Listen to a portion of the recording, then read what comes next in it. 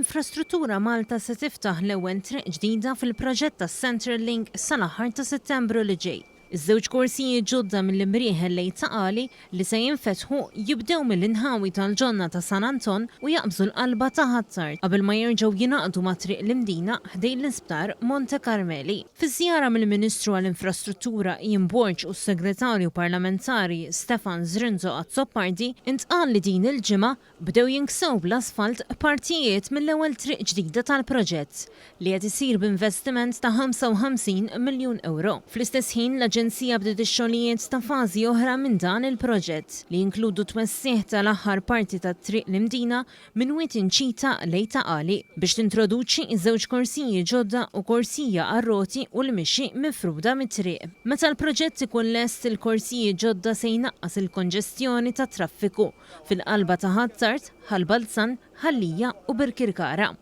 Żamm minn barra l-ħolqien ta' bankini, pont tal-qsim sigur ta' triq, wafqiet tal-karozzi tal-linja u korsiji għar-roti. Il-Ministru għall-Infrastruttura Ian Borg qal li dan il-proġett kien ilu maħsub mis-sittinijiet. Qal li wara deċenji ta' posponiment minn gvernijiet oħra, dan il-gvern fehem il-karba tan-nies u beda jwettaq dan il-proġett. Sal-aħħar tas-sajf se naraw l-ewwel fażi titlesta sabiex in-nies ta' Ħattar ta' Ħallija ta' Ħalbalzan ma jibqgħux jesperjenzaw dik il-konġestjoni ta' karozzi għaddejjin minn ġo toroq dojoq tagħhom u n-nies min-naħa ta' fuq tar-Rabat tal-Imtarfa tal-Imġar ta' Ħaddingli Ħażebbuġ anke dawk li niżlin min-naħa tal-Mellieħa jew Għawdex ikunu jistgħu jgħaddu f'infrastruttura li tixraq.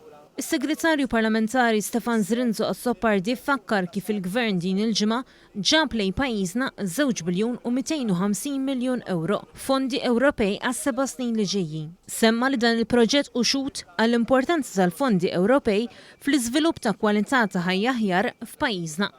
Wieħed jew pjaċir aktar juri dawn it-tip ta' proġetti anke biex wieħed jispjega kemm kien importanti li ninnegozjaw bl-aħjar mod l-akbar pakkett li pajjiżna rċeviet kemm ilna fi sħubija fl-Unjoni Ewropea fondi li se jkomplu jassiguraw aktar investiment u aktar żvilupp.